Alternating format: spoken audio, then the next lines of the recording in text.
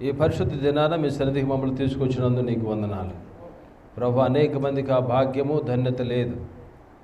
ఏమాత్రము ఎన్నికలేటువంటి మాకు ఆ ధన్యత ఆ భాగ్యం ఇచ్చి మా జీవితంలో మరొక దినాన్ని మీరు పొడిగించి ఈ పరిశుద్ధ దినం మీ సన్నిధికి వచ్చి మిమ్మల్ని ఆరాధించడానికి ప్రార్థన చేయడానికి మీరు ఇచ్చిన ధన్యతకే నీకు వందనాలు ప్రభా. మీరేం మాట్లాడబోతున్నారో మేము వినడానికి వచ్చినాం. మా అంతరంగాలు ఎదుగునటువంటి దేవుడు, మేమేమై ఉన్నామో, మేము ఎక్కడ జారిపోయినామో, ఆత్మలో ఎక్కడ పడిపోయినామో, ఎలా మేము పైకి లేవాలి అనేటువంటి మీ మాటలు మీరు మాకు దయచేసి నీ సారూప్యంలో వచ్చేంతవరకు కూడా నీ వాక్యముతో మీరు మమ్మల్ని బలపరచండి.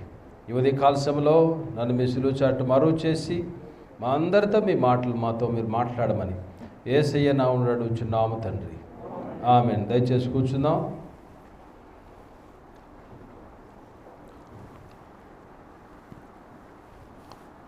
ఒక విలేజ్లో ఒక వ్యవసాయదారుడు మంచి క్రైస్తవుడిగా బ్రతికేటటువంటి వాడు.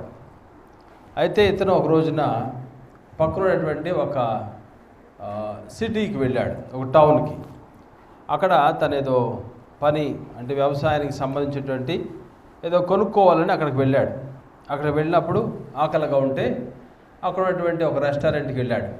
రెస్టారెంట్లో ఆర్డర్ చేశాడు, వచ్చింది టిఫిన్.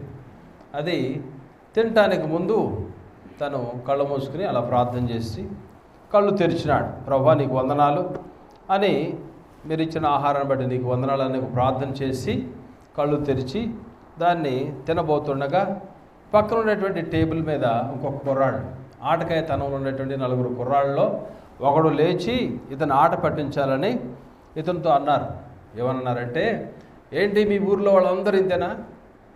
భోజనం చేసేటప్పుడు లేదా టిఫిన్ చేసేటప్పుడు ఇలాగున ప్రార్థన చేసుకుని చేస్తారా అనేటువంటి రీతిలో ఇతను ఆట పట్టించాలని అన్నాడు. అప్పుడు ఇతను అన్నటువంటి మాటలు ఏంటంటే, ఏం చేయాలో తెలియలా, వీడు నన్ను ఆట పట్టిస్తున్నాడని అర్థమైంది. దీనికి అర్థమైంది. అప్పుడు ఏమన్నాడంటే, మా ఊరిలో అనేకమైనటువంటి జంతువులు ఉంటాయి. అయితే మా ఊరిలో కొంతమంది ప్రార్థన చేస్తారు, కొంతమంది ప్రార్థన చేయకపోవచ్చు. కానీ మా ఊరిలో ఉన్నటువంటి పందులు మాత్రం ఎప్పుడు కూడా థ్యాంక్స్ అనేటువంటిది చెప్పం. ఈవెన్ మా ప్రాంతాల్లో అడవులు ఉండేటువంటి సింహాలు కానీ మరికొన్ని జంతువులు మాత్రం, పక్షులు కానీ దేవునికి కృతజ్ఞత చెప్పించి ప్రార్థన చేసుకుని అవి భోజనాలు చేస్తాయి. పందులు మాత్రం ఆ పని చేయవు. కృతజ్ఞత లేనటువంటి వారిగా మనం కొన్నిసార్లు ఉంటాం. దేవుడిచ్చేటువంటి ప్రతిదానిని బట్టి మనం కృతజ్ఞులుగా మనము ఉండాలి. నా స్నేహితుడు ఒక అతను ఉన్నాడు. అతను ఒకరోజు మేమిద్దరం అక్కడికి వెళ్ళాం. అతను బిజినెస్ మ్యాన్, ఒక ఇండస్ట్రీ ఉంది, మంచిగా నడిపిస్తాడు, స్కూల్ ఉంది, ఇండస్ట్రీ ఉంది, అన్నీ బాగుంటాయి. సో అతనితో ఒకరోజు మేమిద్దరం ఎక్కడికి వెళ్తే వాళ్ళ ఆఫీసులో కూర్చున్నట్టున్నాం. వాటర్ వచ్చింది. వాటర్ రాగానే కళ్ళు మూసుకున్నాడు, ప్రార్థన చేస్తున్నాడు. అంటే నేను భోజనం దగ్గర ఇలా ప్రార్థన చేసుకుంటా, కానీ ఇతను వాటర్ తాగే టైంలో కూడా ప్రార్థన చేసుకునేటువంటి వాడికి ఇతను కనబడుతున్నాడు. అంటే దేవుడిచ్చేటువంటి ప్రతి ఈవిని బట్టి, దేవుడిచ్చేటువంటి ప్రతిదాన్ని బట్టి, వాటరే కదా ఏమనుకుంటాం మనం. చెప్పుకోవాల్సినటువంటిది ఈ గాలి గురించి చెప్పాలి. ఈ గాలి లేకపోతే ఎంతమంది చనిపోయినారు? గాలి ఆడక సరిగా ఆ యొక్క ఆక్సిజన్ లెవెల్స్ అనేటువంటిది డౌన్ అయిపోయి ఎంతమంది కరోనా టైంలో వారి జీవితాలను ముగించుకున్నారు.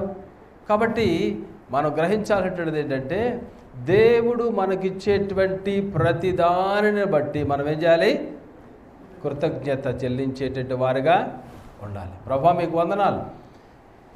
ఉదయం లేచంగానే లేవగానే మనం చేయాల్సింది ఏంటంటే, ప్రభా మీకు వందనాలు, మరొక దినం నా జీవితంలో మీరు అనుగ్రహించినారు. నాకు తెలుసు నా ఫ్రెండు, ఆయన నాకు బాగా క్లోజ్ ఫ్రెండ్, ఇక్కడే ఉంటారు. ఆయన ఒక రోజున సడన్గా వెళ్ళి ఊరు ఆంధ్ర వెళ్ళి వచ్చారు. ఏంటి సార్ సడన్గా వెళ్ళారంటే, మా బ్రదర్ అండి, మంచి భక్తి చేస్తాడు, ఉదయాన్నే లేచాడు, ప్రార్థన చేసుకున్నాడు, మరలా మంచం ఎక్కాడు, అంతే. ప్రార్థన చేసుకుని మరలా మంచం ఎక్కాడు, మంచి ప్రార్థనాపరుడు, దేవుడు అతన్ని తీసేసుకున్నాడు. మానవుని యొక్క జీవితం ఎప్పుడు ఎలా అవుతుందో మనకి తెలియదు. దేవుడిచ్చేటువంటి ప్రతి దానిని బట్టి మనము కృతజ్ఞత చెల్లించేటువంటి వారుగా మనము ఉండాలి. అదే దగ్గరలో ఒక విలేజ్లో ఒక పరిశుద్ధుడు ఉండేవాడంట. ఆ పరిశుద్ధుడు ఏంటంటే అతనితో దేవుడు ఎల్లప్పుడూ మాట్లాడుతూ ఉండేవాడు.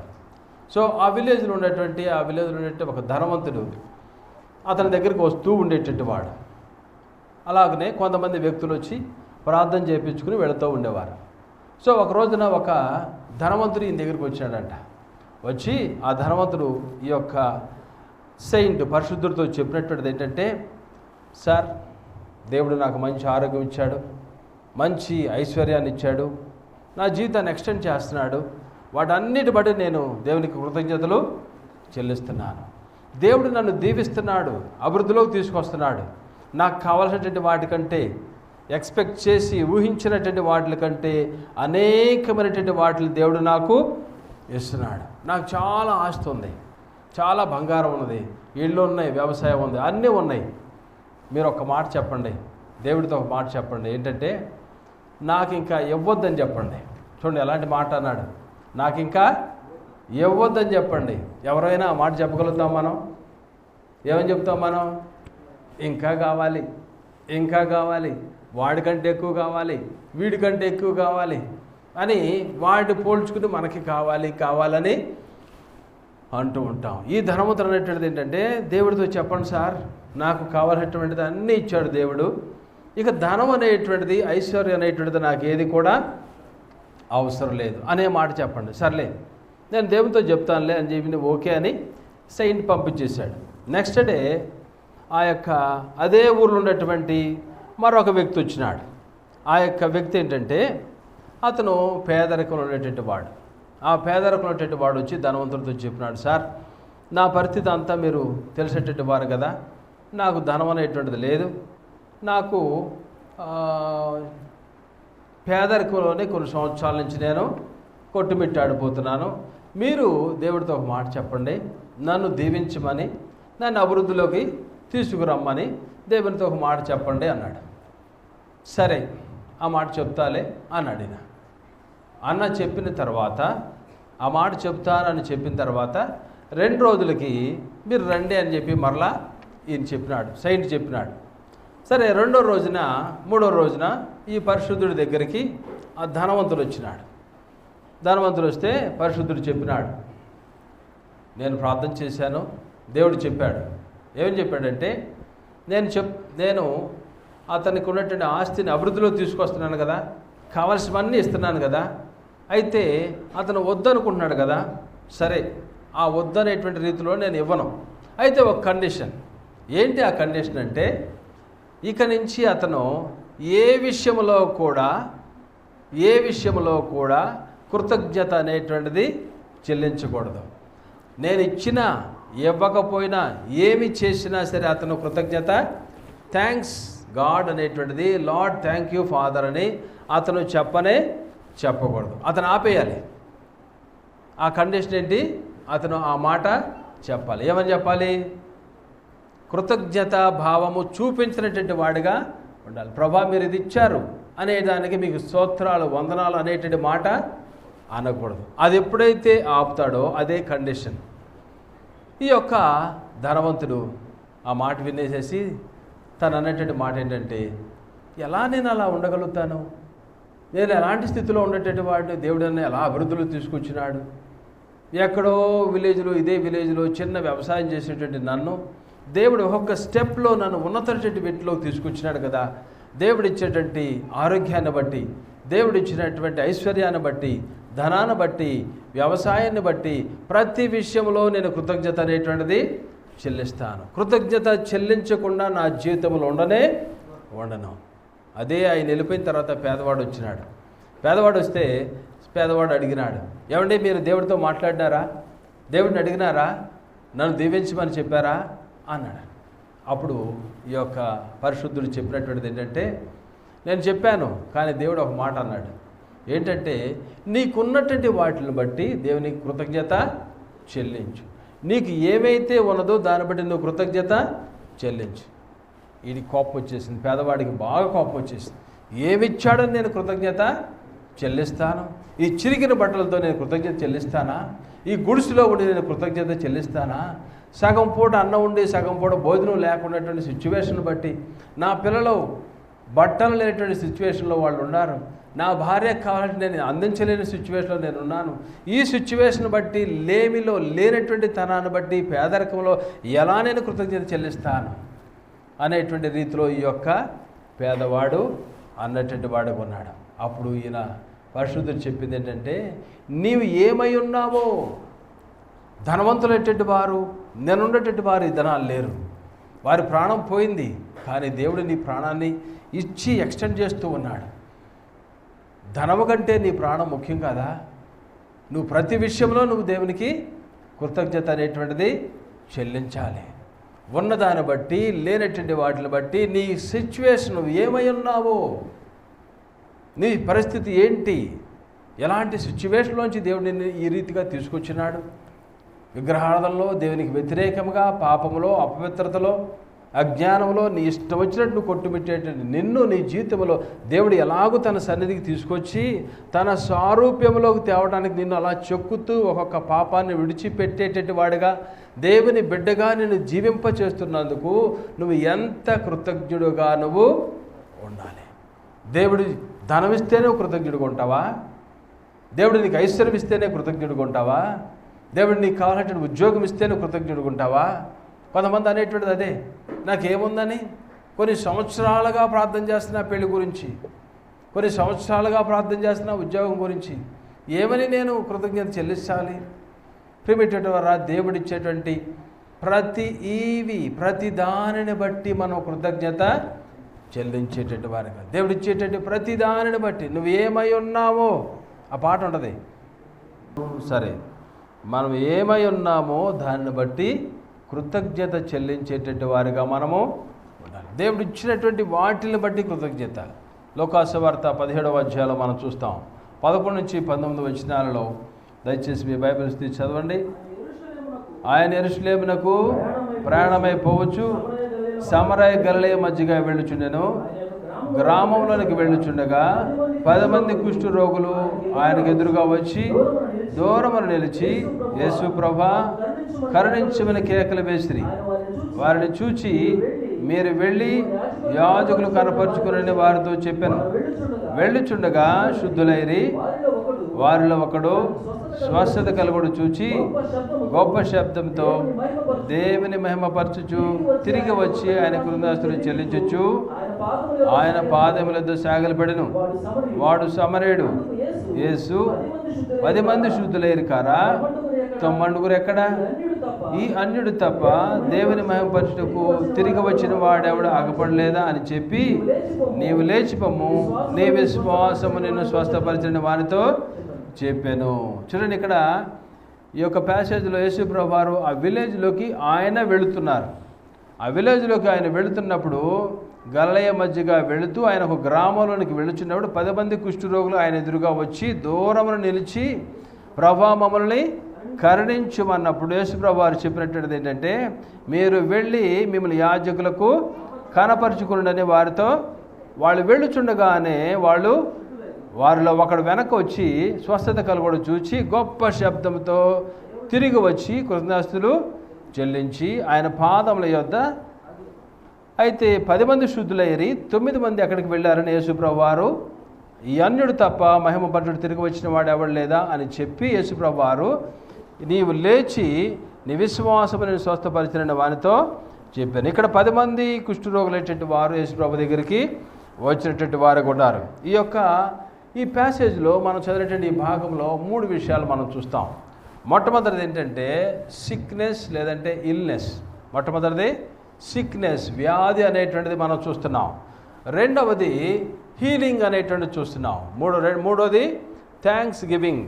3 విషయాలు. మొట్టమొదటిది సిక్నెస్ లేదంటే ఇల్నెస్, రెండవది స్వస్థత, మొట్టమొదటిది బాధ లేకపోతే వ్యాధి, రెండవది స్వస్థత, మూడవది కృతజ్ఞత. ఈ 3 విషయాలు ఇక్కడ చూస్తున్నాం. లెప్రస్ అనేటువంటిది ఒక స్కిన్ డిసీజ్. ఇది ఇశ్రాయేలు ఆ దినాల్లో దేవుడు ఇశ్రాయేల్కి స్పెసిఫిక్గా దీని గురించి ఇన్స్ట్రక్షన్స్ ఇచ్చినారు. ఈ డిసీజ్ వచ్చినటువంటి వారు మనం లేవీకాండం 13వ అధ్యాయం చూస్తాం. యాజకులకు మీరు కనపరుచుకోవాలి. ఈ యొక్క పొక్కులు కానీ చర్మం వ్యాధి కానీ ఇలాంటిది వచ్చినప్పుడు అది కుష్ఠరోగమా కాదా అనేటువంటి రీతిలో వీరు ఏమేమి చేయాలనేటువంటిది ఆ ప్యాసేజ్ ఆ యొక్క 13వ అధ్యాయం అంతా కూడా లేవీకాండం 13వ అధ్యాయం అంతట్లో మనం చూస్తాం. చినిగిన బట్టలు ధరించాలి. ఏం చేయాలి? వీళ్ళు చిరిగినటువంటి బట్టలు ధరించాలి. అలాగనే మనుషులైనటువంటి వారు వీరికి దగ్గరగా వస్తున్నప్పుడు వీళ్ళే దూరం నుంచి అన్క్లీన్ అన్క్లీన్, అశుభ్రము అశుభ్రమని వీళ్ళే అరవాలి. వీళ్ళు లెప్రసీ కుష్ఠరోగం ఉన్నంత కాలము కూడా ఈ యొక్క అశుభ్రం అంటూనే వాళ్ళు. అయితే అలాగనే వీళ్ళు ఏంటంటే సపరేట్గా ఉండాలి. పాళెంలో వీళ్ళు ఎక్కడైతే ప్రజలందరూ నివాసం చేస్తారో ఆ ప్రాంతంలో వీళ్ళు ఉండకూడదు. వీళ్ళు సపరేట్గా ఉండాలి. కాబట్టి వీళ్ళు అన్క్లీన్ అనేటువంటి వారుగా ఉండేటువంటి, అశుభ్రము అనేటువంటి రీతిలో వీళ్ళు ఉండేటువంటి వారు. అలాగనే మనుషులు అనేటువంటి వాళ్ళు, వీళ్ళు మామూలు మనుషులు రోడ్డు మీద వెళ్తున్నప్పుడు వీళ్ళు మినిమము 6 అడుగుల డిస్టెన్స్ మెయింటైన్ చేయాలి. వాళ్ళకి దగ్గరికి వెళ్ళకూడదు. కుష్ఠరోగం వచ్చేటువంటి వ్యక్తి అవతల వస్తుంటే యువతల ఒక మంచి వ్యక్తి వెళుతుంటే యువతల వాళ్ళకి కుష్ఠరోగికి ఇతనికి ఎంత గ్యాప్ ఉండాలి? 6 అడుగులు ఉండాలి. ఒకవేళ ఆ టైంలో గనక గాలి వస్తున్నట్లయితే వీళ్ళు మామూలు మనుషుల దగ్గర నుంచి 150 అడుగులు దూరం పరిగెత్తేటట్టు వారుగా, అంత దూరంలో ఉండేటట్టు వారుగా వాళ్ళు ఉండాలి. వీళ్ళు సపరేట్గా ఉండాలి. ఎవరికి ఆటంకము కలిగించేటట్టు వారుగా వీళ్ళు ఉండకూడదు. అయితే బైబిల్ గ్రంథంలో మనం చూసినట్లయితే ఇక్కడ యేసు ప్రభువారు వీరిని కలిసినటువంటి వారుగా, వీరు వెళ్ళలేదు కానీ యేసు ప్రభువారే ఆ విలేజ్కి వచ్చినటువంటి వారుగా ఉన్నారు. అయితే ఇక్కడ మనం ఏం చూస్తామంటే ఈ కుష్ఠరోగం అనేటువంటిది బైబిల్ గ్రంథంలో పాపానికి సూచికగా ఇది కనపడుతుంది. కుష్ఠరోగం అనేటువంటిది పాపాన్ని సూచిస్తుంది అన్నమాట. ఇది కుష్ఠరోగం అనేటువంటిది బయట పొక్కులుగా చర్మము మారటం అనేటువంటిది బయట కనపడుతుంది. కానీ అది అసలు బిగినింగ్ అనేటువంటిది, స్టార్టింగ్ అనేటువంటిది శరీరములో అది ఇన్వర్డ్ డిసీజ్ అనమాట. అది లోన మార్పులు చెందటం, లోన రోగం రావటం వల్ల అది బయటకు కనపడటం అనేటువంటిది వస్తుంది, బయటికి కనపడుతుంది అనమాట. చర్మంలో చేంజెస్ అనేటువంటివి వస్తూ ఉంటాయి. కాబట్టి ఈ యొక్క కుష్ఠరోగం వచ్చేటువంటి వారికి బయట పొక్కులు అలాగనే పెరిగి అవి పెద్దవైపోయి అవి సోర్సెస్గా పెద్ద పెద్ద కురుపులుగా పుళ్ళుగా అవటం అనేటువంటిది జరుగుతుంది. అయితే దీనికి మెయిన్ కారణం ఏంటంటే లోపలే డ్యామేజ్ అనేటువంటిది జరుగుతుంది. ఆ సిమ్టమ్స్ అనేటువంటిది ఆ యొక్క దీనిని బట్టి లోన వస్తున్నటువంటి వ్యాధిని బట్టి బయట ఆ సిమ్టమ్స్ అనేటువంటిది కనపడతాయి. అలాగనే ప్రియమైన వాళ్ళారా, పాపం అనేటువంటిది కూడా హృదయములో నుంచి స్టార్ట్ అవుతుంది అనమాట.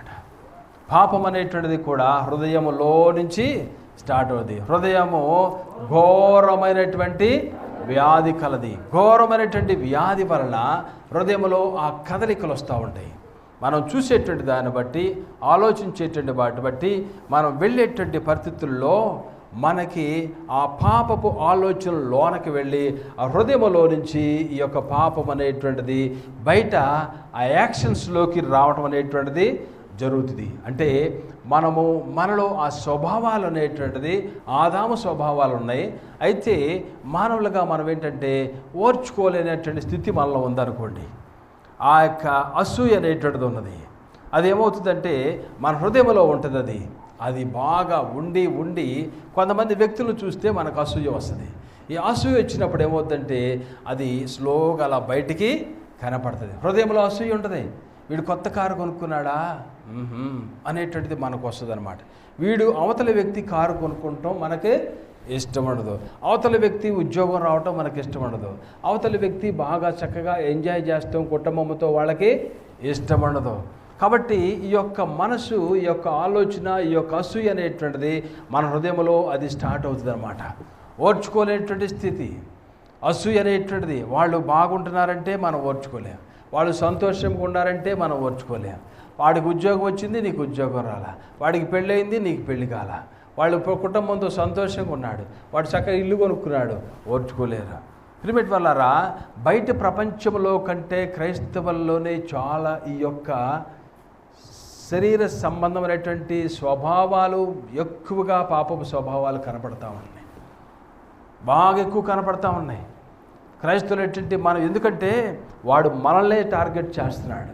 బయటికి తప్పులు చెయ్యం, మనం పెద్ద పెద్ద పాపాలు చెయ్యం. పెద్ద పెద్ద తప్పులు చేసేటటువంటి వారుగా వ్యభిచారము, జారత్వము, నరహత్యలు, దొంగతనాలు చేయము. కానీ మనం చేసేటువంటిది ఏంటంటే హృదయంలో అసూయ అనేటువంటిది వచ్చేస్తుంది, హృదయంలో ఓర్చుకునేటువంటి స్థితి వచ్చేస్తుంది, హృదయంలో కోపం అనేటువంటిది వచ్చేస్తుంది. బలహీనమయ్యేటువంటి స్థితిలోకి మనం తీసుకువెళ్ళటానికి సైతాను మనల్ని జార కింద పడవేయాలని, దేవునికి వ్యతిరేకంగా ఉండాలనేటువంటి రీతిలో ఆ స్వభావాలు మన హృదయంలోకి వాడు పెడుతూ ఉంటాడు. ఆ స్వభావాలు ఉన్నాయి ఆల్రెడీ, వాటిని మనం పెరికి వేసినటువంటి వారికి ఉండాలి. సైతాను వాటిని పెడతా ఉంటాడు. చక్కగా వీళ్ళు ఎంజాయ్ చేస్తుంటే మనకి ఇష్టం ఉండదు. చాలా చాలా రీతులుగా మనం చూస్తాం. అసూయ అనేటువంటిది బాగా వచ్చేస్తుంది, ఓర్చుకోలేని స్థలం వచ్చేస్తుంది. ఇది లోన నుంచి వస్తూ ఉంటుంది. అట్లాగనే ఒక కుష్టి వ్యాధి కూడా ఏంటంటే శరీరంలో లోన వచ్చేటువంటి ఆ చేంజెస్ని బట్టి బయటకు అది కనపడుతుంది. కాబట్టి ప్రిమేట్ వాళ్ళరా, ఇది కుష్ఠ రోగం అనేటువంటిది ఇది ఒక పాపానికి సూచికగా దేవుని యొక్క వాక్యంలో మనము చూస్తున్నాం. ఈ కుష్ఠరోగులు వచ్చేటువంటి వారు 10 మంది కూడా అక్కడ ఆ విలేజ్ దగ్గరలో నుంచి యేసుప్రభు వారు ఆ విలేజ్కి వెళ్తున్నప్పుడు ఆయన ఎదుర్కొనడానికి వాళ్ళు అక్కడ కనపడినటువంటి వారికి ఉన్నారు. అలాగనే ఇక్కడ మనం చూసేటువంటిది ఏంటంటే, రెండో విషయం ఏంటంటే, ఈ యొక్క లెప్రసీ వచ్చేటువంటి పర్సన్కి అతని శరీరము నమ్నెస్ వస్తుంది అనమాట. అతని శరీరానికి 2 జరుగుతుంది. ఏంటంటే, అతను పట్టుకున్నప్పుడు ఏమవుద్దంటే అతనికి ఏమంటారు దాన్ని, స్పర్శ కనపడదు. స్పర్శ.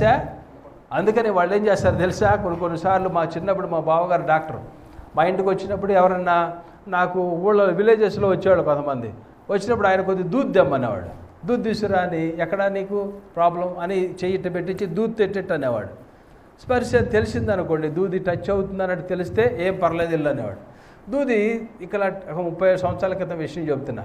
దూది ఇలాగున స్పర్శ తెలియలేదనుకో, ఒకసారి నువ్వు మంగళగిరి అక్కడ ఉండేది శానిటరీ ఉండేది, టీబీ శానిటోరియము, అక్కడే ఈ కుష్ఠరోగులు గవర్నమెంట్ వాళ్ళందరూ చూసేటట్టు వారు. సో అక్కడికి వెళ్ళని చెప్తూ ఉండేవారు అన్నమాట. స్పర్శ అనేటువంటిది కోల్పోతాం.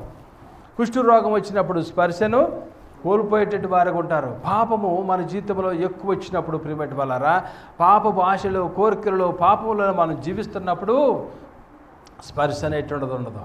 మన మాటలు ఎలాగుంటాయంటే, ఎవడు తప్పు చేయింది, ఎవడు పాపం చేయింది, ఎవడు వ్యభిచరించింది, ఎవడు దొంగతనం చేయింది, ఎవడు ఇతరులై ఆశించినటువంటి వ్యక్తి ఎవరు, ఈ రీతిగా మనం ఏంటంటే స్పర్శలేటువంటి రీతిలో ఉంటాం.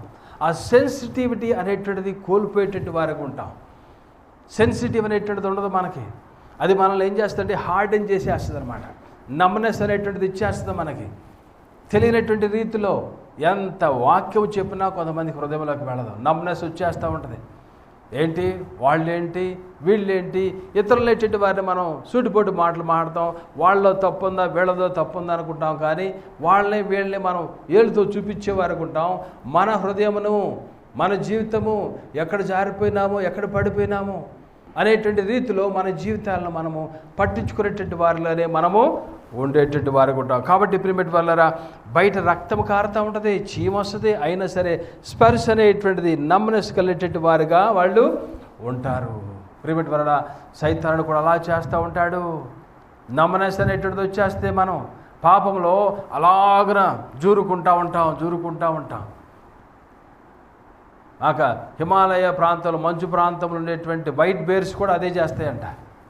వైట్ బేర్స్ ఉంటాయి కదా, తెల్లవి, వాటి పరిస్థితి ఏంటంటే వాటిని పట్టుకుంటాం కొరకు వాళ్ళు ఆ కత్తిని ఒకటి పెట్టి ఆ కత్తికి చుట్టుపక్కల రక్తం పోస్తారట. చుట్టూదంతా రక్తం పోస్తారు, దాన్ని పట్టుకుంటానికో, దాన్ని చంపడానికో, దాన్ని ఏదో చేయటం కోసం. ఆ కత్తిని అలా పాతేస్తారు. ఆ మంచులో పాతేస్తే ఒక పూట ఉండగానే దాని నుంచి చుట్టూతో ఒక కవర్ వస్తుంది, మంచు, మరలా ఒక లేయర్ వస్తుంది, మరలా ఆ పైన మరలా కొద్దిగా రక్తాన్ని పోస్తారు. రక్తాన్ని పూసేపాటికి ఆ బేరు అట్టించి వెళ్ళి వాసన వస్తుంది, రక్తపు వాసన. అక్కడ వెళ్ళేపాటికి 2 అంచులు కలిగేటువంటి కటకం అనమాట. అది బాగా షార్ప్గా ఉండేటువంటి నైఫ్ని అలా పాతుతారు, దానికి రక్తం పూచి కోటింగ్లు బట్టి. అదేం చేస్తారంటే నాకుద్ది, ఒకసారి నాకితే భలే బాగుందా రుచి, రక్తం బాగా టేస్ట్గా ఉందే అని నాకుతూ ఉంటుంది. ఒకసారి నాకుద్ది, 2 సార్లు నాకుద్ది, దాని తర్వాత మంచు దాని చుట్టూతూ ఉంటుంది కాబట్టి దాన్ని తింటూ ఉంటుంది, నాకుతూ ఉంటుంది, తింటూ ఉంటుంది, అలా నాకే పడి కొంతసేపటికి ఏమవుద్దంటే ఆ యొక్క నైఫ్ బయటపడి ఆ బయట నైఫ్ అలాగ బయటపడినప్పుడు ఇది నాకునప్పుడు దాని నాలుకే కట్ అయిపోద్దంట. దాని నాలుగు కట్ అయిపోయి నాలుగులోంచి రక్తం వస్తుంది. నాలుగులోంచి రక్తం ఉన్నప్పుడు అది నాకుతూ ఉంటుంది. అది అనుకుంటుంది దేందో రక్తం అనుకుంటుంది, తెలియదు, నమ్మనేస్ అనమాట దానికి, ఎవరిదో అనుకుంటుంది. అది ఏం చేస్తుంది, మరలా అదే రక్తాన్ని నాగుతూ ఉంటుంది, అదే రక్తాన్ని నాగుతూ ఉంటుంది. అప్పటికి దాంట్లోంచి వచ్చేటి రక్తము కింద పడతా ఉంటుంది, పైన పడతా ఉంటుంది, కొంత నాగుతూ ఉంటుంది. చివరికి దాని రక్తమంతా కూడా బయటికి కోల్పోయి అదేమైపోద్దంటే అలాగన కింద పడిపోతుంది. అప్పుడు వేటకాడు వచ్చేసి దాన్ని పట్టుకుంటాం అనేటువంటిది జరుగుద్ది అనమాట. పాపం కూడా అంతే. ప్రియమైన వారు, రుచిగా కనపడుతుంది మనకి. దేవుని యొక్క బిడ్డలుగా మనం చేసేది ఏంటంటే ఎవరు నీతిమంతులు లేరు, అందరము తప్పినటువంటి వారమే. అయితే మనం చివరిది ఏంటంటే ఆ పాపములో నుంచి సెలవు తీసుకునేటువంటి వారిగా మనము ఉండాలి. దాంట్లోంచి మనం బయటకు వచ్చేటువంటి వారిగా, తీపిగా, అందంగా, చాలా టేస్టీగా ఉంటా ఉంటుంది పాపం. కాబట్టి ప్రిపెట్టి వాళ్ళరా మనం అది చేసేటప్పుడు దేది పట్టించుకోం, అందుట్లోనే కొనసాగేటువంటి వారిగా మనము ఉంటాం. కాబట్టి దాంట్లోంచి మనం బయటకు వచ్చేటటువంటి వారికి ఉండాలి. ఆ నమ్నెస్ అనేటువంటిది వచ్చేస్తూ ఉంటుంది. కుష్ఠ రోగం వచ్చినప్పుడు నమ్నెస్ ఎలాగ వస్తుందో, పాపం చేసేటప్పుడు కూడా నమ్నెస్, స్పర్శ అనేటువంటిది ఉండదు. వాక్యం అంతా చెప్పినా నాకు కాదులే, నాకు కాదులే, నాకు కాదులే. వినేటువంటి, బోధించేటువంటి అందరికీ కూడా దేవుని యొక్క వాక్యం జాగ్రత్తగా మన జీవితంలో మనం ఉండాలి. అలాగనే ఆ నమ్నెస్ వచ్చేటువంటి స్టేజ్ వరకు మనం వెళ్ళేటువంటి వారికి ఉండకూడదు. దేవుని యొక్క వాక్యము హృదయం అనేటువంటి తలుపు దగ్గర ఏం చేస్తారు, యేసుప్రభువు వారు తడుచున్నారు. హృదయమనెడి తలుపు నోత నాదుండు, హృదయమనెడి తలుపు నోద యేసు నాదుండు, సదయుడగుచు తట్టుచుండు సకల విధములను, నిలచి సదయుడగుచు తట్టుచుండు సకల విధములను. ఇది యేసుప్రభువు వారు ఎక్కడున్నారు, హృదయం అనేటువంటి తలుపు దగ్గర ఆయన తడుచున్నారు. మనము హృదయాన్ని తెరిచేటువంటి వారిగా మనము ఉండాలి. యేసుప్రభువు వారు మనతో పాటు వస్తారు, మనతో పాటు భోజనం చేస్తారు, మనతో పాటు ఉంటారు. కాబట్టి ఈ యొక్క దేవుని యొక్క బిడ్డలుగా ప్రేమిటుల ఆ నమ్నెస్ అనేటువంటిది, స్పర్శ లేనటువంటి రీతిలో అక్కడ వరకు పాపములో మనం వెళ్ళేటువంటి వారిగా, అలాగనే నమ్నెస్తో పాటు ఏమవుతుందంటే కుష్ఠరోగం ఉండేటువంటి వ్యక్తికి, రోగం ఉండేటువంటి వ్యక్తికి దుర్గంధం వస్తూ ఉంటుంది. ఏమొస్తుంది, దుర్గంధము, చెడ్డ వాసన వస్తూ ఉంటుంది. పాపం ఉన్నటువంటి మన జీవితంలో కూడా ప్రిమేట్ వాళ్ళారా, కొంతమంది మనం మాటల్లో అబద్ధాలు మాట్లాడుతూ ఉంటారు. అబ్బో వీడి మాటలు ఇంతేలే.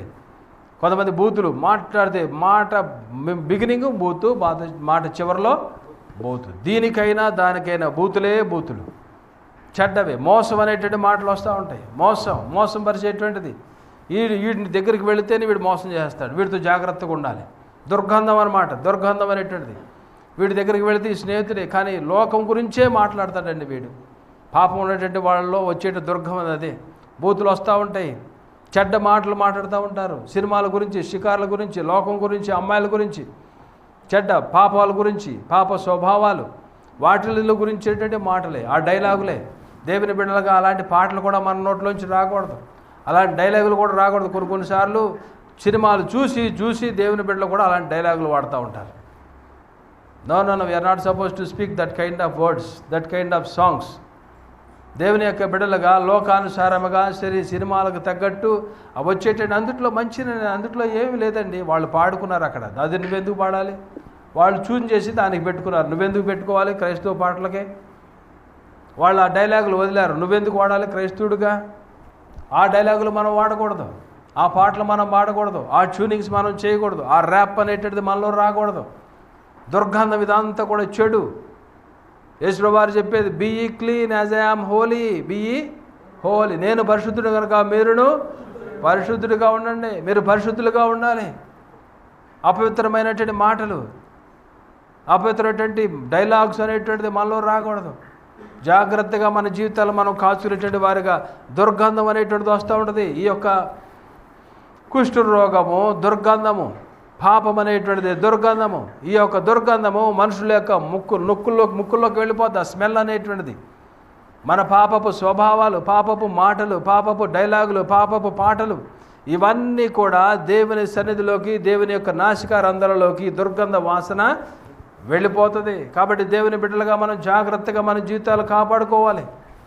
అలాగనే ఈ యొక్క కుష్ఠరోగం ఏం చేస్తుందంటే, కుష్ఠరోగం వచ్చినటువంటి వారిని మామూలు మనుషుల దగ్గర నుంచి సపరేట్ చేయడం అనేటువంటిది జరుగుతుంది. ఈ కమ్యూనిటీ నుంచి మనం ఎక్కడైతే ఉంటామో రోగులైనటువంటి వారు, మనుషులైనటువంటి వారి నుంచి, అంటే కుష్ఠరోగం లేనటువంటి వారి నుంచి సపరేట్గా ఉండాలి. ఈవెన్ వారి ఫ్యామిలీ నుంచి కూడా. ఒక కుటుంబంలో ఒక వ్యక్తికి కుష్ఠరోగం వచ్చిందంటే, భర్తకు వచ్చిందంటే భర్త వెళ్ళి వేరుగా ఉండాలి, భార్య మామూలుగా విలేజ్లో ఉండాలి, భార్య బిడ్డలు విలేజ్లో ఉండాలి. నా భర్త కదా, నా కుటుంబం కదా, నేను వెళ్తానంటే కుదరదు. కుష్ఠరోగం వచ్చేటట్టు వాడు వేరుగా ఉండాలి, వేరే దగ్గర ఉండాలి. నూజివీడు వెళ్తుంటే కూడా అక్కడ శానిటోరియం ఉండేది. నూజివీడు అది వరకు మెయిన్ రోడ్లో ఒక శానిటోరియం ఉండేది. అక్కడికి వెళ్ళగానే మాకు కొద్దిగా నేను అనుకునేవాడిని, ఆ జాగ్రత్తగా ఉండాలనుకునేవాడిని. కారులో వెళ్ళేప్పుడు ఆ రోజుల్లో ఇక్కడ శానిటోరియం రోడ్డు పక్కన ఉండేది. వెనకటి రోజులు ఉండేవి, శానిటోరియంస్ ఉండేవి. అందులోనే క్వారంటైన్ చేస్తారు. తగ్గేంత వరకు వాళ్ళు బయటికి రావడం అనేటువంటిది మనము కూడా ప్రిమిటివ్. ఎప్పుడైతే మన పాపము మనలో వచ్చిందో దేవుని నుంచి మనం సపరేటెడ్ వారిగా ఉంటాం. పాపమే దేవుని నుంచి మనల్ని సపరేట్ చేస్తుంది. నిన్ను సపరేట్ చేయడు దేవుడు. నువ్వంటే బాగా ఇష్టం, నువ్వంటే బాగా ప్రేమ, నీ ఆత్మ అంటే విలువైంది. దేవుడు నిన్ను కని ఉన్నాడు, వెల ఇచ్చి నిన్ను కొన్నాడు. నువ్వు నాశనం అవడం ఆయనకి ఇష్టం లేదు. దేవుని నుంచి నువ్వు సపరేట్గా ఉంటావు, దూరంగా ఉంటావు, నువ్వు గాలిపడంలాగా, తెగిపోయేటువంటి గాలిపడంలాగా ఎగరడం అనేటువంటిది ఆయనకి ఇష్టం లేదు. ఆయనకు దగ్గరగా ఉండాలి, ఆయనతో కాంటాక్ట్లో ఉండాలి, ఆయనతో హాట్ లైన్లో ఉండాలి. నువ్వు దేవుడు కోరుకునేటువంటిది అది నీ నుంచి. You should have a proper link with God. కొన్నిసార్లు చూసారా, అవుట్ ఆఫ్ కవరేజ్ ఏరియాలోకి వెళ్ళిపోతాం. మనం భక్తి చేయటండి మన జీవితంలో అవుట్ ఆఫ్ కవరేజ్ ఏరియాలోకి వెళ్ళిపోతాం, సపరేట్ అయిపోతూ ఉంటాం. సపరేట్ అయితే అంతే, హెలికాప్టర్ వెళ్తూ ఉంటాయి, వెళ్ళి వీడు మాట్లాడుతూ ఉంటాడు, వాళ్ళకి అర్థం కాదు, వాళ్ళు మాట్లాడుతూ ఉంటారు, వీళ్ళు కాదు. నో లింక్ అనమాట, వాళ్ళకి వీళ్ళకి లింక్ ఉంటుంది. అందుకనే హెలికాప్టర్లు పాడైపోయి యాక్సిడెంట్స్, ఏరోప్లాన్స్ ఎస్కేప్ అయ్యేటువంటిది అదే. రాడార్లోంచి వెళ్ళిపోతూ ఉంటాయి, ఎటు వెళ్తుందో తెలియదు. కారణం ఏంటంటే లింక్ అనేటువంటిది లేదు. కంట్రోల్ రూమ్ నుంచి ఇక్కడ పైలట్కి లింక్ లేదు. అంటే అతను మాట్లాడుతున్నా ఇతనికి వినపడదు, ఇతను మాట్లాడుతున్నా అతనికి వినపడదు. సపరేట్ అయిపోయినటువంటి యాక్సిడెంట్స్ జరుగుతాయి. దేవుని నుంచి మనం దూరంగా ఉంటే దేనికి పనికిరానటువంటి వారికి అయిపోతాం. పాపము మనుషులను దేవుని నుంచి దూరస్తులుగా చేస్తుంది. పాపం అంటే ఏంటి అనుకోవచ్చు నువ్వు. అబద్ధాలు పాపం కదా, మోసం పాపము కదా, టక్కరతనం మోసం పాపం కదా, అల్లరితో కూడినటువంటి మాటలు, ఆటలు, పాటలు పాపం కదా. మనం చాలా ఈజీగా తీసుకుంటాం. దేవుని బిడ్డలుగా మనం చాలా సపరేట్గా ఉండాలి ప్రిమిట్ వల్లరా. అందుకనే ఓల్డ్ టెస్టిమెంట్లో పాత నిబంధనలో మీరు ఎలాగుండాలి అని దేవుడు చెప్తాడు. You have to separate your self from the worldliness. లోకం నుంచి మీరు జాగ్రత్తగా దూరంగా ఉండాలి. విజ్జోడుగా మీరు ఉండకూడదు. వివాహాల్లో జాగ్రత్తగా ఉండాలి, స్నేహాల్లో జాగ్రత్తగా కాపాడుకోవాలి. ఉద్యోగస్తులు ఎక్కడ పనిచేస్తున్నాం అక్కడ మనం జాగ్రత్తగా స్నేహంలో జాగ్రత్తగా ఉండాలి. ఈవెన్ మనం ఉండేటువంటి ఏరియాస్ని కూడా జాగ్రత్తగా సెలెక్ట్ చేసుకోవాలి. అందుకనే ప్రార్థన చేసుకోవాలి. నాకు దేవుని మీద ప్రేమ, విశ్వాసం. ఎందుకంటే 15 సంవత్సరాల క్రితం నేను 15 కాదు, ఆల్మోస్ట్ 2005లో ప్రార్థన చేసిన, 4-5లో బాగా ప్రార్థన చేసే. ప్రభా మరి ఆ ఇంట్లోంచి వెళ్ళిపోమంటున్నారు, ఆ స్కూల్లోంచి ఖాళీ చేయమన్నారు, ప్రార్థన పెడతానికి కుదరదు. వాళ్ళు అక్కడ పోడియం పెట్టుకున్నా కూడా ఉండనివ్వట్లా, ప్రార్థన జరగట్లా. మరి ఏం చేయాలో తెలియట్లా.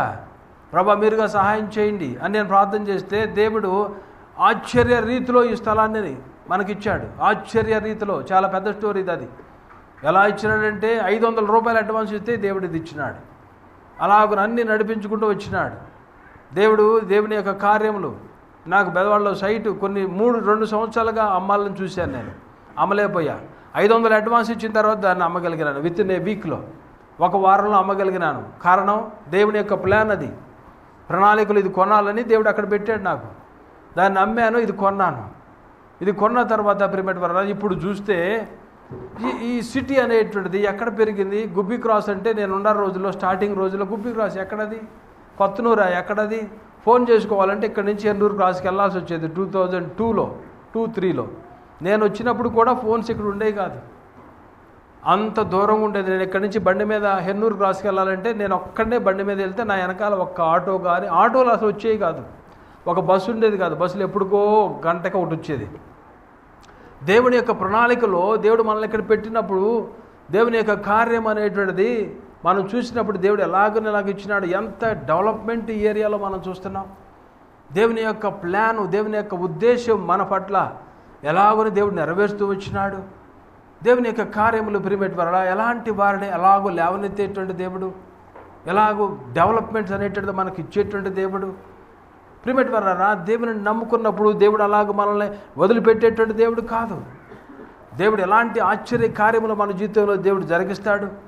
కాబట్టి దేవుని యొక్క బిడ్డలుగా మనము పాపము నుంచి మనం దూరముగా ఉండేటట్టు వారుగా, దేవునికి దగ్గరగా, తెగిపోయినటువంటి గాలిపటాలుగా ఉండకూడదు. మనం ఆయనతో కాంటాక్ట్లో ఉన్నప్పుడు దేవుని కార్యములు మన జీవితంలో జరుగుతూ ఉంటాయి. అలాగనే మనం గ్రహించాల్సింది ఏంటంటే, ఈ యొక్క కుష్ఠరోగం ఉన్నటువంటి వాడు తనంతరికి తాను స్వస్థపరచుకుంటాం అనేటువంటిది జరగదు. ఏ ఆయింట్మెంటు, ఏ డాక్టరు అతను స్వస్థపరచడం అనేటువంటిది, ఎస్పెషల్లీ వెనకటి రోజుల్లో మరణమే కుష్ఠరోగం వచ్చేటువంటి వాడికి మరణమే, శుద్ధీకరణ అనేటువంటిది లేదు అక్కడ.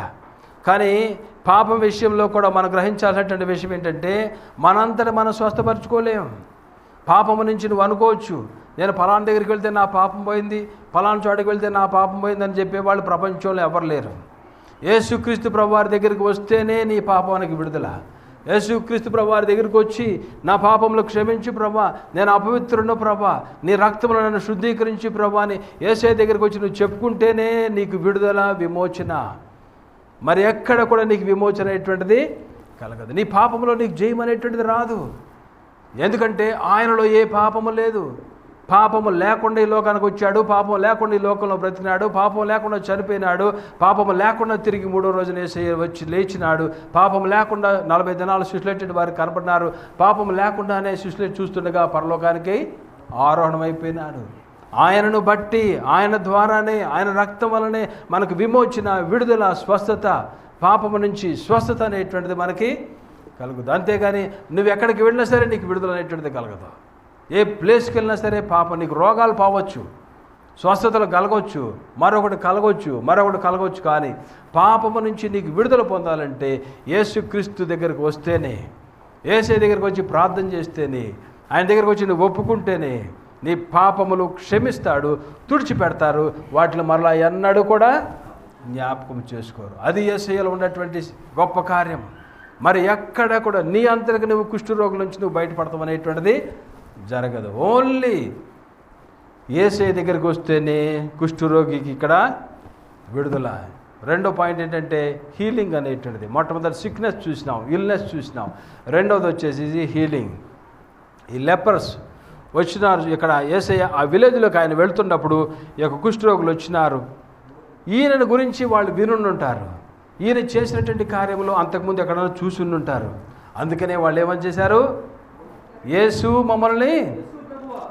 ప్రభువా మమ్ము కరుణించుమని కేకలు వేసిరి. అది మనం నేర్చుకోవాలి ప్రియమైన వారు. దేవుని బిడ్డలుగా నీ పాపము నుంచి నీకు విడుదల, విముక్తి రావాలంటే, స్వస్థత కావాలంటే ఏం చేయాలి? యేసయ్యను ఏమని అడిగారు వాళ్ళు? యేసు మమ్మల్ని కరుణించుము.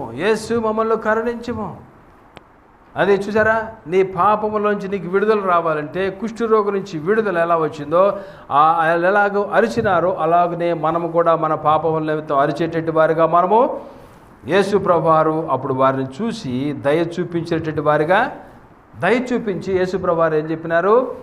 వెళ్ళి యాజకునికి చూపించండి. ఎవరికైతే 13వ అధ్యాయంలో లేవి కాండంలో చూస్తాం, ఎవరికైతే కుష్ఠరోగం ఉందో వాడు కొన్ని రోజులు బయట ఉన్న తర్వాత ఒకవేళ విడుదల కలిగినా ఏమైనా జరిగినా దేవుని కృప చూపిస్తే వాడు వచ్చి మరలా యాజకునికి చూపించుకోవాలి పాత నిబంధనలో. అలాగనే యేసుప్రభు వారు కూడా చెప్తున్నారు, మీరు వెళ్ళి యాజకునికి కనపరుచుకోండి, చూపించండి. అక్కడ శుద్ధీకరణ అయ్యాక, హీలింగ్ వచ్చిన తర్వాత యాజకుడు కనపరుచుకోవాలి. రోగం పోయిందా అనేటువంటి నిర్ధారణ యాజకుడు చేయాలి. కాబట్టి యేసయ్య వారు స్వస్థపడకముందే, యేసయ్య ఏమంటున్నారు? స్వస్థపడకముందే వారిని పంపించేసేస్తూ ఆయన చెప్పింది ఏంటి? యాజకుని కనపరుచుకుండని వాళ్ళు వెళ్ళుచుండగానే వాళ్ళు ఏమయ్యారు? శుద్ధులైనారు. వాళ్ళు వెళ్ళుచుండగానే ఆ కేకలు వేసినారు. యేసయ్య వారిని చూసినారు, జాలి చూపించినారు. వారు యేసుప్రభువు వారు చెప్పినారు, విశ్వాసము కదా, వెళ్ళండి, మీరు ఇక్కడి నుంచి వెళ్ళండి, యాజకునికి మీరు కనపడి వెళ్ళుచుండగానే శుద్ధులుగా వాళ్ళు అయిపోయినారు. ప్రియమైన మన జీవితంలో కూడా యేసు యందు మనం విశ్వాసం ఉంచి యేసు దగ్గరికి వచ్చినట్లయితే, ప్రార్థన చేసినట్లయితే, నీ విశ్వాసమే నిన్ను పాపము నుంచి స్వస్థపరచదు. యేసయ్యే నాకు విడుదల, యేసయ్యే నాకు స్వస్థత, నా పాపం పోవాలంటే యేసే అనేటువంటి రీతిలో మనం యేసు దగ్గరికి వచ్చినప్పుడు ఆయన నీకు చెప్తారు, నా కుమారుడా. జక్కయ్యను చూసినారు, ఇతరుడను అబ్రహాము యొక్క కుమారుడే. జక్కయ్యను చూసినాడు, పొట్టి జక్కయ్యను యేసుప్రభువు దిగరా, టకటక మంది దిగి వచ్చేసినాడు, చెప్పేసినాడు, డైరెక్ట్గా చెప్పేసినాడు, నేను ఇలాంటి వాడను, ఇలా ఇదిగో ప్రభా సగం పేదలకు ఇస్తున్నాను, అన్యాయముగా తీసుకునేడలా 4 అంతలు. ఇతరుడు అబ్రహాము యొక్క కుమారుడే. పెరిపెట్టబడిన యేసుక్రీస్తు ప్రభువారు ఒక్క మాట చెప్తే చాలు, ఒక్క మాట చాలు, ఒక చూపు చాలు, ఒక్క మాటలో స్వస్థత, ఒక్క చూపులో స్వస్థత. నీ పాప విషయంలో స్వస్థ కోరుకుంటున్నావా? లేదంటే శరీరానుసారముగా స్వస్థత కావాలనుకుంటున్నావా? ఆత్మానుసరైనటువంటి స్వస్థత ముందు పొందు.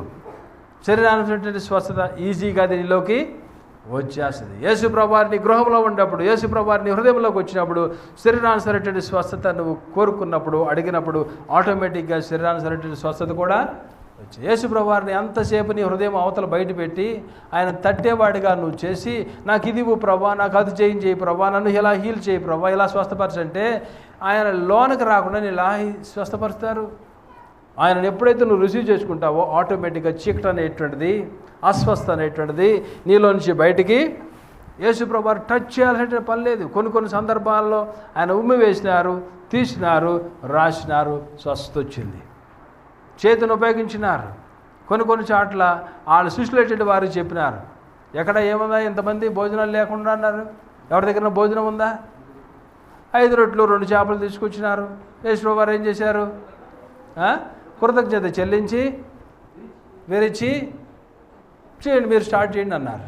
ఇచ్చినారు. మొత్తం కూడా ఇచ్చేసినటువంటి వారుగా ఉన్నారు. ఎంతమందికి?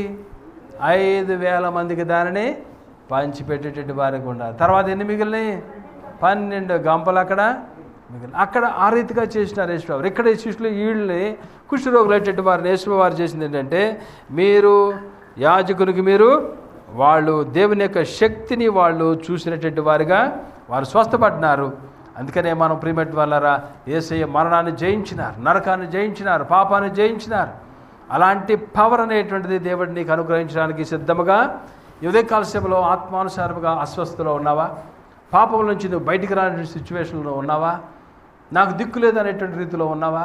అనేక కోణాల్లో నువ్వు అన్వేషిస్తున్నావు. నీకు విడుదల కోసం పాపం నుంచి బయటికి రావాలి, పరలోకానికి నేను వెళ్ళాలి, పరలోక మార్గంలో నేను జీవించాలనేటువంటి రీతిలో నువ్వు ఆశిస్తున్నట్లయితే, యేసు నన్ను శుద్ధీకరించు, యేసు నన్ను పవిత్రపరచు, యేసు అని ఒక కేక వేసినట్లయితే ఆత్మానుసారమైనటువంటి స్వస్థత దేవుడు నీకు అనుగ్రహిస్తాడు. ఒకవేళ శరీరానుసరైన అస్వస్థలో ఉన్నావా?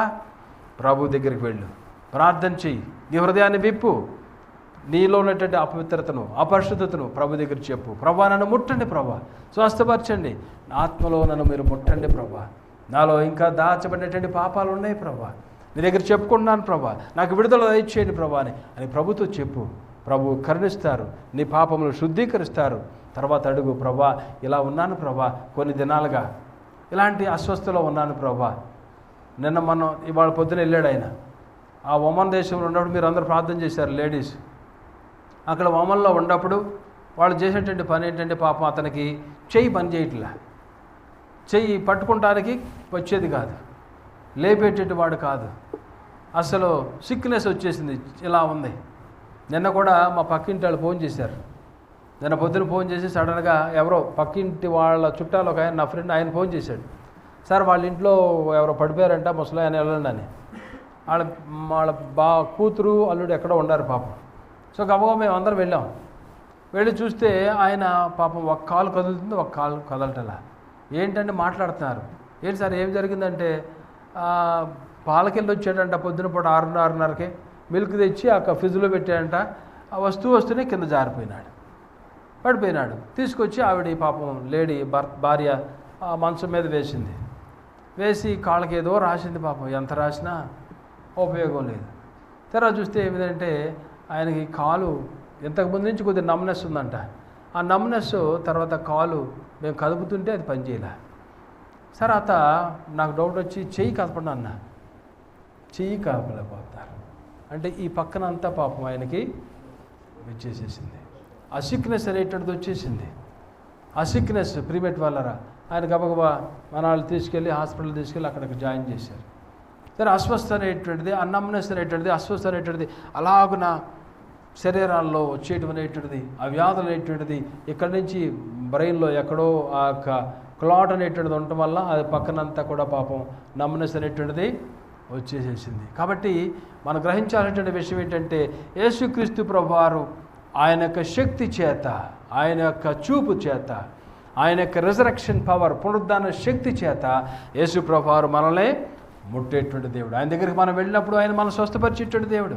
ఇక్కడ 10 మంది స్వస్థపడినటువంటి వారుగా పడినటువంటి వారుగా విశ్వాసము చేత స్వస్థపడ్డారు. కానీ ఇక్కడ మనం చూసినట్లయితే ఈ యొక్క సపరేట్ అనేటువంటి వారు ప్రిమిట్ వాళ్ళరా దూరముగా ఉండేటువంటి వారు, దేవునికి దూరంగా దుర్గంధంగా నొప్పులు, బాధలు, కురుపులు వాటితో ఎవరైతే ఇలాంటి సిచ్యువేషన్ ఉండేటువంటి వారు ఉన్నారో వీళ్ళు యేసు ప్రభు చేత వాళ్ళు స్వస్థపరచబడ్డారు. యేసయ్య కృప వల్ల, యేసయ్య మీద విశ్వాసం వల్ల వీళ్ళకి విడుదల అనేటువంటిది జరిగింది. కాబట్టి యేసయ్య మాటలు మనం నమ్మేటువంటి వారికి ఉండాలి. ఆయన మాటల్లో శక్తి ఉన్నది.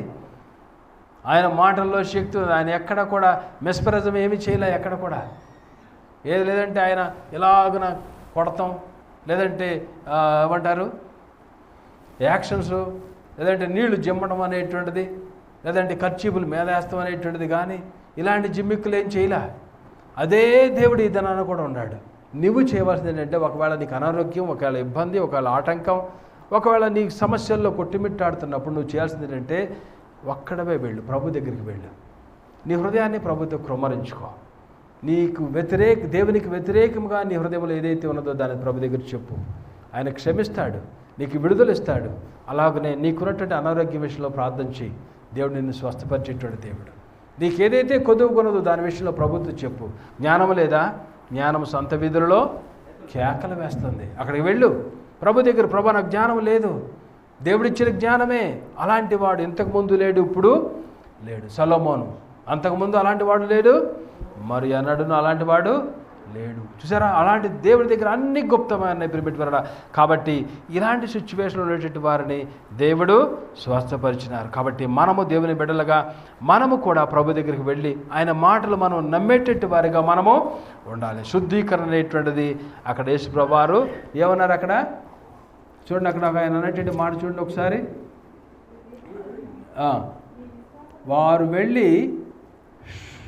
వారు వెళ్ళుచుండగా శుద్ధులు అనేటువంటి వారుగా, ఇక్కడ శుద్ధీకరణ అనేటువంటిది జరిగింది. అంటే శుద్ధి చేయబడటం అనేటువంటిది స్పిరిచువల్ హీలింగ్ అనేటువంటి సూచిస్తుంది అనమాట. శుద్ధీకరణ అనేటువంటిది స్పిరిచువల్ హీలింగ్, ఆత్మానుసరైనటువంటి హీలింగ్ అనేటువంటిది. వారి పాపములు క్షమించబడ్డాయి. అందుకని యేసు ప్రభువారు అంటారు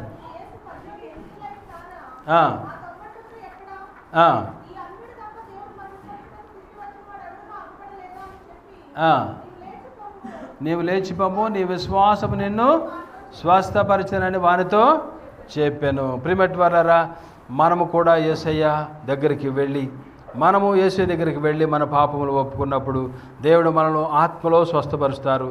అలాగే శరీరానుసారంగా కూడా మనకు కావాల్సినటువంటి విశ్వాసము. ప్రభువారు ఎప్పుడు కూడా రెడీగా ఉన్నారు నిన్ను క్షమించడానికి, నిన్ను స్వస్థపరచడానికి.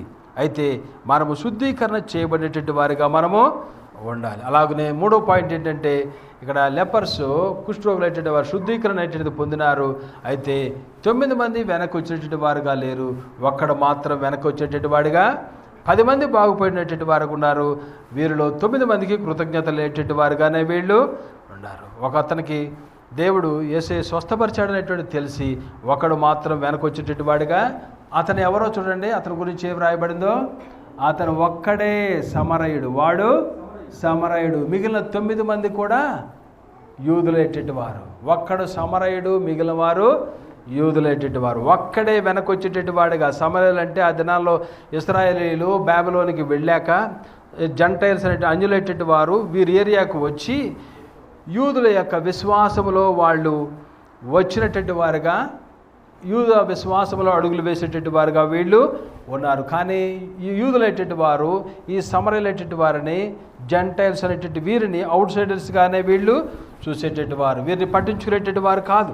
కాబట్టి ఇక్కడ మనం చూస్తున్నాం ప్రియమైన వాళ్ళరా, ఈ ఒక్క వ్యక్తి మాత్రమే వెనక్కి తిరిగి వచ్చేటటువంటి వాడుగా ఉన్నాడు. రిమైనింగ్ 9 మందికి కూడా కృతజ్ఞులుగా వాళ్ళు ఉన్నారు. యేసయ్య కోరుకునేటువంటిది ఏంటంటే కృతజ్ఞత. యేసయ్య కోరుకునేటువంటిది కృతజ్ఞత. దేవుడు నువ్వు అక్కడ యాజకునికి దగ్గరికి వెళ్ళి 1 కేజీ బంగారం, 1 కేజీ వెండి, లేదంటే కొన్ని నాణ్యాలు ఇవ్వు, ఏం మాటలు మాట్లాడదు వాడు. అంటే వాళ్ళకు పొందుకున్నప్పుడు వాళ్ళకి లేవీకాండము కానీ లేవీకాండంలో చెప్పిన రీతిలో కొన్ని చేయాలి. అంతేగాని అలా కాకుండా యేసుప్రభువు వారు ధనమో లేకపోతే ఆస్తులో లేకపోతే వేరే వాటిలో ఏది కూడా ఇక్కడ చెప్పలేదు. యేసయ్య చెప్పింది ఏంటంటే అక్కడికి వెళ్ళి యాజకునికి నువ్వు కనపరుచుకో, అంతే దేవుడు చెప్పినటువంటిది. తిరుపతి వరారా, యేసయ్య మాటలు మనం వినేటటువంటి వారిగా మనము ఉండాలి. ఈ యొక్క వ్యక్తి మాత్రము ఇతను కృతజ్ఞుడుగా లేడు, కృతజ్ఞుడుగా ఉన్నాడు. 9 మంది కూడా కృతజ్ఞులుగా వాళ్ళు, అంటే విశ్వాసఘాతకులుగా ఉన్నటువంటి వారుగా వీళ్ళు ఉన్నారు. యేసయ్య విశ్వాసము, యేసయ్య యందు విశ్వాసం కలిగేటువంటి వాడుగా, యేసయ్య నన్ను స్వస్థపరిచేటువంటి రీతిలో కృతజ్ఞత చూపించినటువంటి వాడుగా ఈ యొక్క వ్యక్తి కనపడ్డాడు. ప్రియమైన వల్ల యేసుప్రభువు వారు కోరుకునేటువంటిది ఏంటంటే కృతజ్ఞత. అందుకనే మన యొక్క ప్రార్థనలో కూడా ఏమేమి ఉండాలి? ACTS. ఏ అంటే ఎడోరేషన్, సి అంటే కన్ఫెషన్, టీ అంటే థ్యాంక్ఫుల్నెస్, తర్వాత లాస్ట్ది సప్లికేషన్స్. ACTSలో మొట్టమొదటి ఏంటి? ఎడోరేషన్, ప్రభువారు స్తుతించాలి. రెండవది సి అంటే కన్ఫెషన్, మన పాపముల విషయంలో మనము ప్రభువా నేను పాపనని చెప్పుకునేటువంటి వారిగా. మూడవది టీ అంటే థ్యాంక్ఫుల్నెస్, ప్రభువా మీరు చేసిన ఉపకారంలో నేను దేనిని మర్చిపోయి, నేను ఏమై ఉన్నానో, ఈ గాలి మీది, ఈ నీరు మీది, ఇలాగ నన్ను పోషిస్తున్నారు, నీకు వందనాలు. తర్వాత సప్లికేషన్స్, నీకు ఏదైతే కావాలో అది తర్వాత నువ్వు అడిగేటువంటి వాడుగా నువ్వు. కాబట్టి యేసయ్య కోరుకునేటువంటిది ఏంటంటే ఏదో కోరుకునేటువంటి దేవుడు కాదు. ఆయనకి ఏది అవసరంలా, ఆయన కోరుకునేటువంటిది నీ హృదయము. బిడ్డ, నీ హృదయము నాకిమ్ము. నీ హృదయమే ఆయనకు కావాలనేటువంటిది. ఎందుకంటే అందుట్లోనే ఆయన నివసిస్తారు, అందుట్లోనే ఆయన ఉండేటువంటి ఆయన నీ హృదయంలో వాసము చేస్తారు. నీ వాసం చేసేటువంటిది నీ హృదయాన్ని ఆయనకి ఇస్తే చాలు. కాబట్టి దేవుని యొక్క బిడ్డలుగా మనం చేయాల్సింది ఏంటంటే కృతజ్ఞత, థ్యాంక్ఫుల్నెస్. చాలామందికి కృతజ్ఞత ఉండదు. వీళ్ళు మేలు చేసిన తర్వాత, ఒక వ్యక్తి సహాయం చేసిన తర్వాత వాడేంటి సహాయం చేసేది అంటారు కొంతమంది. కష్టాల్లో, వ్యాధుల్లో, ఇబ్బందుల్లో ఉన్నప్పుడు వాళ్ళకి సహాయం చేసినప్పుడు వాళ్ళు లేకపోతే ఇంకోటి వచ్చేవాడు, ఈ కారు లేకపోతే ఇంకో కారు పంపించేవాడు. నాకు స్నేహితులు లేరా? చూడండి, వాళ్ళు హెల్ప్ చేసిన తర్వాత హెల్ప్ తీసుకుంటారు, డబ్బులు అవసరమైతే డబ్బులు తీసుకుంటారు. దాన్ని ఇవ్వటానికి కూడా వాళ్ళు 2-3 సార్లు అడిగితే, ఎరా నీ కష్టాల్లో డబ్బులు ఇచ్చాను కదరా, నాకు ఇప్పుడు అవసరం ఉందరా, కొద్దిగా ఇవ్వరా బాబు అంటే వాళ్ళు ఏమంటారు తెలుసా? నువ్వు లేకపోతే నాకు ఇంకోటి ఇచ్చేవాడా, నువ్వు లేకపోతే ఇంకొకటి ఇచ్చేవాడా, నువ్వేనా ఏంటి, నాకు రివర్స్ అయిపోతూ ఉంటారు. చూసారా ప్రిపేట్ వాళ్ళరా, కష్టాల్లో పట్టించుకునేటువంటి వారుగా చూడ వేరుగా మాట్లాడేటువంటి వారికి ఉంటారు. తీసుకున్న తర్వాత లేదంటే ఆ సహాయం పొందిన తర్వాత కృతజ్ఞత చూపించరు. ఒక మేలు చేసినప్పుడు నేను ఇప్పటికీ చెప్తా, డియోకి సీటు వచ్చేటువంటి విషయంలో బందర్ నుంచి వచ్చాడు ఒక వ్యక్తి, అక్కడ నాకు కలిశాడు, నాకు కూడా కలవలా, మా తోడలుడికి కలిశాడు. ఆయన నలుగురితో మాట్లాడుతూ ఉంటాడు, అక్కడ ఉన్నవాళ్ళు ఎక్కడ బ్రదర్ అని కలుస్తూ ఉంటాడు. చాలా బాగుంది. అతను మాట్లాడాడు, తనతో మాట్లాడినప్పుడు అతను నాకు పరిచయం చేశాడు. ఈయన ఇక్కడ పాస్టర్ గారు, ఇక్కడ స్కూల్ ఉంది అదని చెప్తే ఆయన నా నెంబర్ తీసుకుని వెళ్ళాడు బందరం. డియో వాళ్ళ కౌన్సిలింగ్ ఎప్పుడో నాకు తెలియదు, నేను మర్చిపోయి వదిలేసేయక. వస్తే ఆయన ఫోన్ చేసి చెప్తున్నాడు, బ్రదర్ ఎక్కడున్నారు మీరు? నేను బ్యాంకులో ఉన్నా, ముమ్మరంగా బిజీగా ఉన్నా, ఎప్పుడు బ్యాంకులో ఫోన్ ఆన్సర్ చేయను. ఆ రోజు ఫోన్ ఆన్సర్ చేశాను. అంతకుముందు వాళ్ళ అమ్మాయి సీటు కోసం అడుగుతూ ఉండేవాడు, బీడీఎస్ సీట్ చూడండి అని. కానీ అదే రోజు ఆయన ఫోన్ చేయటం, నేను ఆన్సర్ చేయటం, బ్యాంకులో డీడీ నేను ప్రిపేర్ చేసేసా, ఒక డీడీ తీసుకోవాలి నా బ్యాంకులో డబ్బులను బట్టి, అది తీసుకుంటాం ఆపేసేసి క్యాన్సిల్ చేసేసి, ఆయన మాటను బట్టి, ఆయన చెప్పిన దాన్ని బట్టి, కౌన్సిలింగ్ జరుగుతుంది ఇక్కడ అని చెప్పిన బట్టి నేను వెంటనే మరలా తీసుకువెళ్ళాను, తన డ్యూటీ తీసుకెళ్ళాను, అక్కడికి వెళ్ళాను, తన సీట్ వచ్చింది. ఆ వ్యక్తిని నేను ఎప్పుడు మర్చిపోలేను. మన జీవితంలో చేసేటువంటి వ్యక్తులు మర్చిపోకూడదు.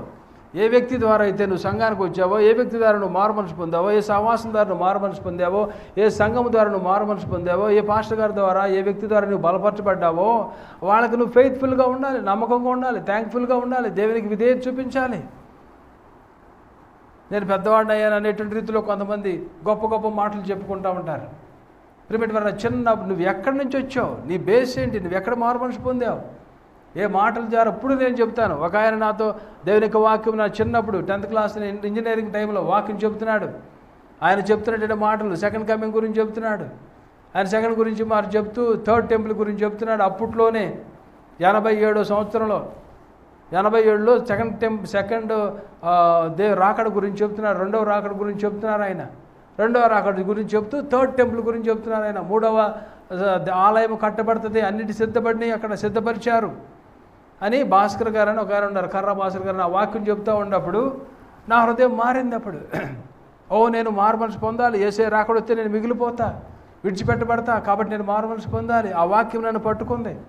ఆ వాక్యం నన్ను పట్టుకున్న తర్వాత మరొక వ్యక్తి, మా ప్రొఫెసర్ ఒక ఆయన maths head of the department, ఆయన మమ్మల్ని పట్టుకుని తీసుకువెళ్ళి ప్రార్థన చేయించేవాడు. దాని అందరికీ మెయిన్గా ఇంకో పాస్టర్ గారు ఉంటారు, కెప్టెన్ భాస్కర్ గారు అని. ఆయన మమ్మల్ని పట్టుకుని తీసుకువెళ్ళి మాకు రూములు బుక్ చేసి గెస్ట్ హౌస్లో కూర్చోబెట్టి టిఫిన్లు పంపించి ప్రార్థనకు నడిపించి వాక్యం చెబుతూ అక్కడ మమ్మల్ని ఎంకరేజ్ చేశారు. కాబట్టి ఆ దినము వాళ్ళు చేసినటువంటి దానికి మేము మారు మనసు పొంది ఈ దినాన్ని దేవుని సేవ చేయగలుగుతున్నాం. వాళ్ళ యొక్క నన్ను పట్టించుకునేటువంటి విధానం, వారి యొక్క ప్రార్థన బట్టి, వారి యొక్క భక్తిని బట్టి, వాళ్ళు చూపించిన ప్రేమను బట్టి, మమ్మల్ని పట్టించుకునేటువంటి విధానాన్ని బట్టి కొన్నిసార్లు మీకు కోపం రావచ్చు. మేము ఫోన్ చేస్తున్నప్పుడు రాలేదేంటి చర్చికి, ఎక్కడున్నావు ఏంటి అన్నప్పుడు మీకు కొద్ది కోపం రావచ్చు, కానీ వదిలిపెట్టాం. ఎందుకంటే మీ ఆత్మ విలువైనటువంటిది. తర్వాత మీరు చెప్పుకుంటారు, మారుమనసు పొందినప్పుడు అన్నయ్య ఇలా ఫోన్ చేసేవాడు నన్ను చెప్పుకుంటాడు. ఆనందం చెప్తూ ఉంటాడు. ఇప్పటికి అమెరికాలో ఉండే ఆనందం మొన్న కూడా ఫోన్ చేసి ప్రార్థన చేయించుకున్నాడు. అతను చెప్తూ ఉంటాడు, అంకుల్ ఆ రోజుల్లో మీరు నేను అక్కడెక్కడో దూరంగా ఉన్నప్పుడు వదలకుండా ఫోన్ చేసేవారు, అందుకనే మేము ఇలా దీవించబడ్డాం, దేవుని యొక్క ఆశీర్వాదాలు పొందుకున్నాం. ఏదైనా నాకు $1,50,000 శాలరీ వస్తుంది, $170,000 వస్తున్నాయి నాకు. కేవలం ఆ దినాన్న మేము విన్నాం కాబట్టి, లోపడ్డాం కాబట్టి, దేవుని బిడ్డలకు అడుగులు వేస్తున్నాం కాబట్టి, దేవుని దీవెనలు ఆ విధంగా మీరు పట్టించుకున్నారు కాబట్టి ఈ రీతికి మేము తయారయ్యాం. ప్రిమేట్ పెరగ మనం థ్యాంక్ఫుల్గా ఉండాలి. దేవుడు చేసేటువంటి ఉపకారములకు మనుషులు ఎవరినైతే వాడుకున్నారో వారికి మనం థ్యాంక్ఫుల్గా మనము ఉండాలి. స్కాటిష్ ఫార్మర్ ఒక ఆయన తన పొలం దగ్గర పనిచేసేటువంటి టైంలో అక్కడ ఒక సౌండ్ వినపడిందంట. ఏంటి ఆ సౌండ్ అంటే హెల్ప్ హెల్ప్ హెల్ప్ అనేటువంటి సౌండ్. గబగబా ఈ ఫార్మర్ అక్కడిని బయలుదేరి అక్కడికి వెళ్ళి చూస్తే ఒక కుర్రాడు బురదలో కూరుకుపోయి ఉన్నాడంట. అక్కడ బురదలో కూరుకుపోయి రాలేకపోతున్నాడు, నడుము లోతులో కూరుకుపోయినాడు.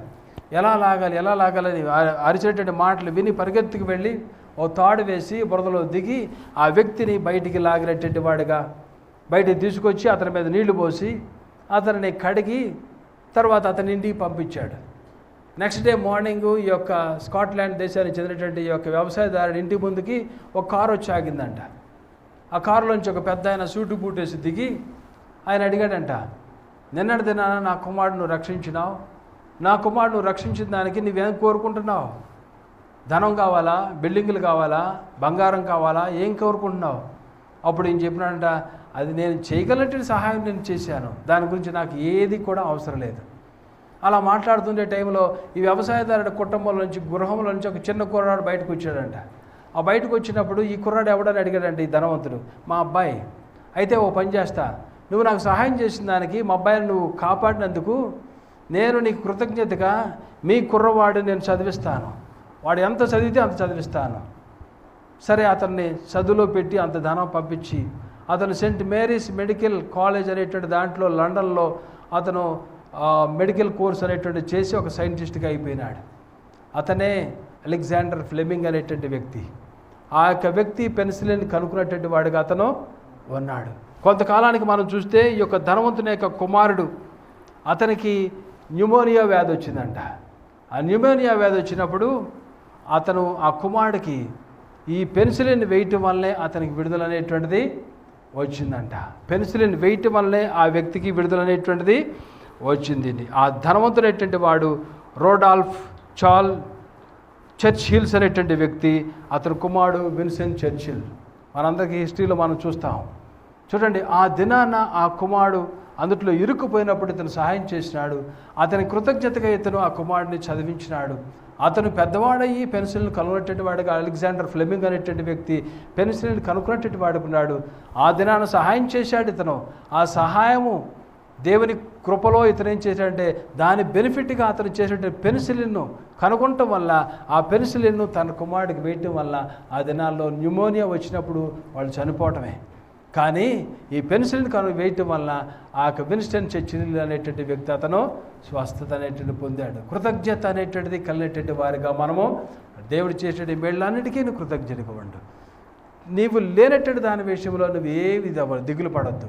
ఉన్న దాని విషయంలో నువ్వేమై ఉన్నావో, నీకేదైతే ఉన్నదో, నీకు ఏమీ లేకపోయినా, చదువు లేదు, ఉద్యోగం లేదు, భార్య లేదు, పిల్లలు లేరు, బిడ్డలు లేరు, నువ్వు ఏమి లేనటువంటి వాడుకున్నా దేవుడు నీకు ఇచ్చిన ఆయుష్ను బట్టి దేవుడు కృతజ్ఞతగా ఉండు. ఏమి ధరించినావో దాన్ని బట్టి కృతజ్ఞతగా ఉండు. ఏమి ఉన్నాయో, ఏమి తింటున్నావో దాన్ని బట్టి కృతజ్ఞతగా ఉండు.